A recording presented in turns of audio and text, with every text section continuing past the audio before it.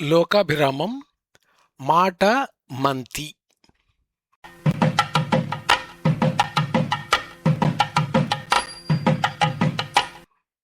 మాట అంటే ఏమిటో తెలుసు, మంతి అంటే ఏమిటో తెలియదు. ప్రాసగా ఉంటుందని బహుశా మాటతో పాటు మంతి అని చేర్చి ఉంటారు. బాపుగారు వేసిన ఒక కార్టూన్ గుర్తుకు వస్తుంది. ఒక పెద్దాయన చేతికి కట్టుకట్టుకుని దీనంగా ఉంటాడు. అతని మిత్రుడు ఏమిటి అన్నట్టు చూస్తుంటాడు.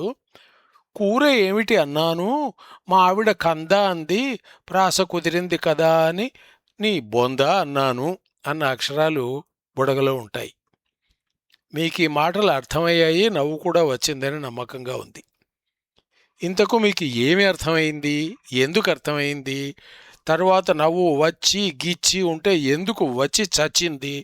పుచ్చు ప్రశ్న అనకండి, చదువుతూ పొండి అంటే వింటూ పొండి. మెచ్చుకోవడం గురించి తరువాత ఆలోచిద్దాం.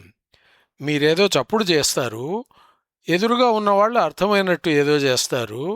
మీరు చేసిన అన్ని ధ్వనులు అందరికీ అర్థమవుతున్నాయా? కొన్ని ధ్వనులను, అర్థముండే ధ్వనులను అంటే మాటలను మాత్రమే మీ పక్కనున్నవారు అర్థం చేసుకుంటున్నారా? ఆలోచించండి, బుర్రను చించండి.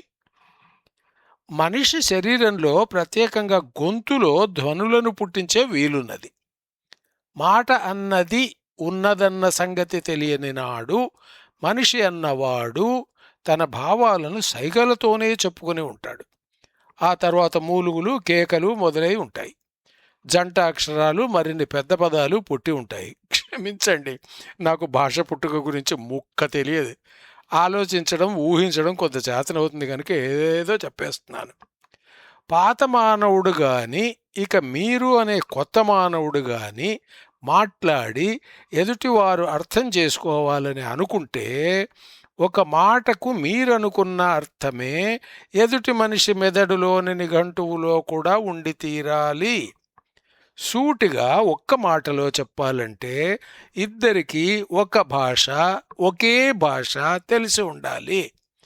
ఒకే భాషలో ఒకే మాటకు రకరకాల అర్థాలు ఉండే పరిస్థితి దాకా ఇప్పుడు మనం పోనవసరం లేదు. భాష అంటే మాటలకు అర్థాలు ఒకే రకంగా తోచే ధ్వనుల పద్ధతి అనవచ్చా? నేనైతే అనేస్తున్నాను. అర్థం అని సులభంగానే అంటున్నాం కానీ అభివృద్ధి చెందిన దేశాలలో కూడా ఒకే అర్థం ఉన్న మాటకు బోలెడు అర్థాలు ఇవాళటికి తోస్తున్నాయి. అంటే భాష అన్నది చేతికి అందే ఒక పదార్థం కాదు. ఏ చెట్టు మీద కాయడం లేదు, అంతరిక్షంలో అంతకన్నా లేదు. ఎవరో చెప్పు అన్నారనుకుందాం. ఆ రెండు అక్షరాలు ఒక పదార్థం. అవి రెండూ కలిసి గాలిలో అలలను పుట్టించాయి.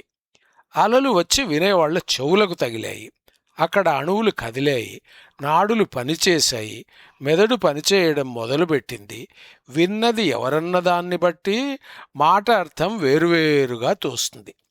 సైంటిస్టుకు మొట్టమొదలు ఆ రెండు అక్షరాలు ఒక ధ్వనిగా తోస్తాయి. అది పుట్టిన చోటు తెలుస్తుంది, కదిలిన తీరు తెలుస్తుంది, అలల నిడివిని బట్టి ఆడ మగ గొంతు తేడా తెలుస్తుంది, వయస్సు తేడా తెలుస్తుంది. వీటన్నిటిలో టార్చ్ వేసి వెతికిన మాట అర్థం మాత్రం తెలియదు. చెప్పు అన్న ఈ శబ్దానికి అర్థం కూడా ఉండి తీరాలి. ఉంది మరి. అర్థం ధ్వనిలో లేదని అర్థమైంది. ఆ పరమార్థం మరెక్కడో ఉంది, అది మెదడులో ఉంది. అర్థమయ్యే తీరును బట్టి ఏం చెప్పమంటావు అన్న జవాబు రావచ్చు. ఒకటా రెండా, చెప్పు ఏమిటి, జత ఉండాలి కానీ అన్న జవాబు కూడా రావచ్చు. జవాబు రాకుండానే జయలలిత గారి చెప్పుల దృశ్యం మనసులో మెదిలి ఉండవచ్చు కూడా. బాటా కాని బాటావాని అంగడి గుర్తుకు ఉండవచ్చు కూడా. దారి పక్కన కూర్చున్న తన పని తాను చేసుకుంటున్న ముసలి మోచి తాత గుర్తుకు రావచ్చు కూడా. అన్నది ఒక్క మాట, కానీ ఎన్నెన్నో దృశ్యాలు, ఎన్నెన్నో ఆలోచనలు. పుట్టిన దృశ్యాలు, ఆలోచనలు అన్నీ కలిసి తెలుగులోనే తిరుగుతున్నాయి. ఇక మరొక భాష గురించి కూడా ఆలోచిస్తే ఏమవుతుందో చెప్పలేము. చెప్పు అన్న మాటకు ప్రపంచ భాషలలో మరెక్కడైనా వేరు అర్థాలు ఉన్నాయేమో వెతకాలి. వెతకడం చేత కావాలే కానీ తప్పకుండా ఉండే ఉంటాయి. గొప్ప వైవిధ్యం వీలవుతుందనుకున్న మనిషి గొంతు కూడా పుట్టించగలిగేది కొన్ని మాటలను మాత్రమే. కనుక దేశకాలాలను బట్టి ప్రపంచంలో మూలలలో ఎక్కడో ఈ మాటకు మరొక అర్థం ఉండనే ఉంటుంది. కనీసం ఇలాగే వినిపించే మాటలు కొన్ని ఉండే ఉంటాయి. వాటన్నింటికీ అర్థం మనకు తెలియకపోవచ్చు.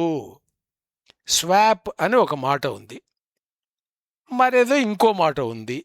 వీటికి అర్థం తెలియదంటే మన చెవులు సరిగా పనిచేయడం లేదని మాత్రం అర్థం కానే కాదు.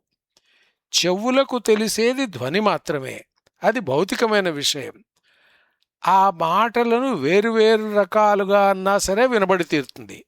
మరి వాటికి ఉండే అర్థం లేదా అర్థాలు మాత్రం చేతికి అందే సంగతులు కావు కదా. తెలియని భాషలో ఎవరైనా ఒక ప్రశ్న అడిగితే వినిపించినా సరే వినిపించనట్టు బేలముఖం వేయడం తప్ప మనం చేయగలిగింది మరొకటి ఉండదు. దాస్తో కలకత్తా వీధుల్లో తిరుగుతున్నాను. దూరంగా ఎత్తైన భవనం మీద ఒక హోర్డింగ్ కనిపించింది. అందులో తాటికాయలను తలకాయలను తలదన్నే రీతిలో కారు సైజు కాదంటే గుడిసె సైజులో పెద్ద పెద్ద అక్షరాలున్నాయి. సాధన ఔషధాలయ అని గట్టిగానే చదివాను. దాస్ ఎగిరిపడినంత పనిచేశాడు. నీకు బెంగాలీ వచ్చా అని అడిగాడు. అడిగింది మాత్రం బెంగాలీలో కాదని మనవి. నాకు బెంగాలీ రాదు, కంగాళీ అంతకన్నా రాదు. అంతో కొంత హిందీ వచ్చు కనుక నాగరి అక్షరాలు తెలుసు. బెంగాలీ అక్షరాలు నాగరిలోలాగే ఉన్నాయి. ఇంతకు దాస్ నన్ను ఏ భాషలో ప్రశ్న అడిగి ఉంటాడు? ఆలోచించండి చూద్దాం. అది కలకత్తా అని చెప్పి పూర్వరంగం వేశాను. మనిషికి దాస్ అని పేరు పెట్టి మరింత బెంగాలీ రంగు పూశాను. ఆ బెంగాలీ మనిషికి నా మాతృభాష అయిన తెలుగు వచ్చి ఉండే అవకాశం చాలా తక్కువ. వస్తే గిస్తే మా ఇద్దరికీ కలిసి ఇంగ్లీషు లేదంటే హిందీ వచ్చి ఉంటాయి. దాస్ తప్పకుండా ఈ రెంటిలోనూ ఏదో ఒక భాషలో అడిగి ఉంటాడు అని సులభంగానే ఊహించవచ్చు. నేను పిల్లిని సంచిలో నుంచి బయటకు వదిలేశాను. అంటే రహస్యం ఏదో చెప్పేశాను. పిల్లిని సంచిలో నుంచి వదలడం, let the cat out of the bag అంటే రహస్యం చెప్పడం అని అర్థం వచ్చే తీరు తెలుగు భాషలో లేదు.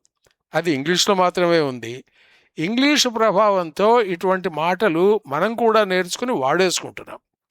మంచి పనులను కూడా యుద్ధ ప్రాతిపదిక మీద చేస్తున్నాం. వార్ ఫూటింగ్ అన్న మాట అసలు సిసలు ఇంగ్లీష్ పద్ధతి. ఎక్సర్సైజ్ కూడా ఇంగ్లీష్ మాటే. దానికి ఒక పని లేదా ప్రయత్నం అని అర్థం. మాటకు ఉన్న నానార్థాలలో వ్యాయామం, కసరత్తు అనేవి కూడా ఉన్నాయి. బహుమతికి ఒక వ్యక్తిని ఎంపిక చేసేందుకు కసరత్తు మొదలైంది అని వాక్యం రాస్తున్నారు. ఇక్కడ రాసిన వాళ్ళు ఎక్సర్సైజ్ అనే మాటకు కసరత్తు అన్న అర్థాన్ని అసందర్భంగా వాడుకుంటున్నారని వేరే చెప్పాలా? ఇంతకు మనం అనగా నేను, తర్వాత మీరు కొమ్మలు దూకినట్టున్నాము అనగా శాఖా సంక్రమణము చేసితిమని అర్థము. అనగా అసలు విషయము వదిలి ఎక్కడో పక్కకు కదిలితిమని అర్థము. పాత కొమ్మకు చేరే ప్రశ్న ప్రస్తుతం లేదు.